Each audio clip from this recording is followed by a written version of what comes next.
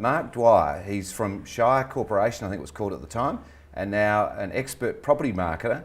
So welcome. How are you going, Mark? Nice to see you. Good to be back. Now, I don't know how this will work, but why don't we just have a quick look, if you can perhaps hold it up, so we need to hold it quite still, and show us just a few of the features of what you're likely to see if you're out there looking at property in the future.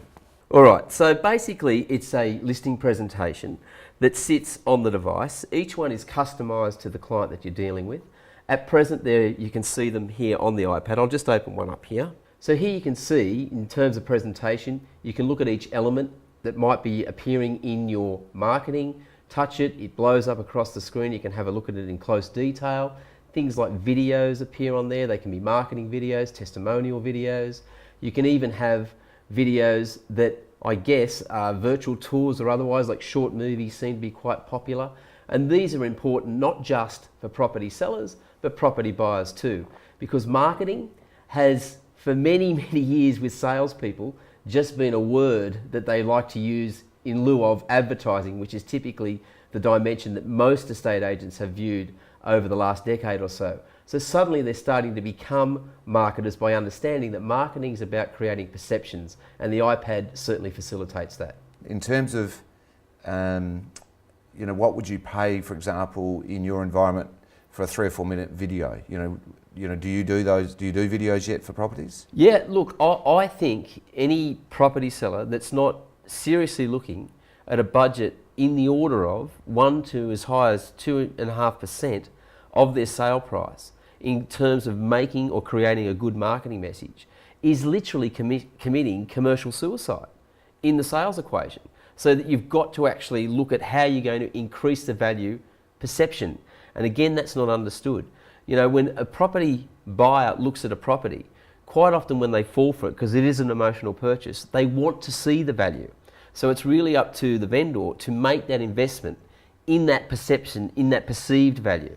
And one of the little demonstrations we have here on iPad is we say that rather than looking at it from the perspective of a property seller, you ought to look at it from the perspective of a buyer.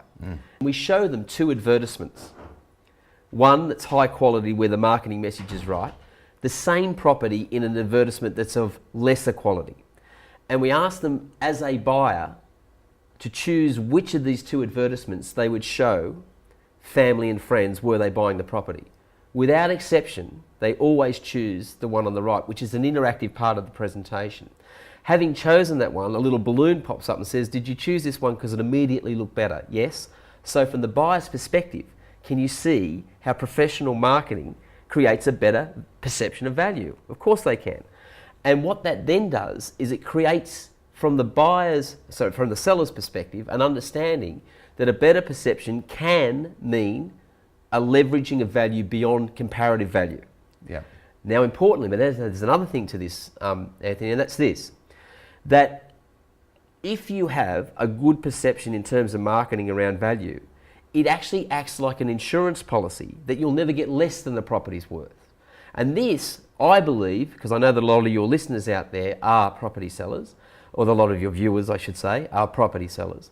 They'll understand that a fear for them, which sometimes supersedes the yearning to actually get a high price for a property, is that they may undersell it if the property is put in the hands of a poor agent or agency. And this is where marketing can actually mitigate those losses.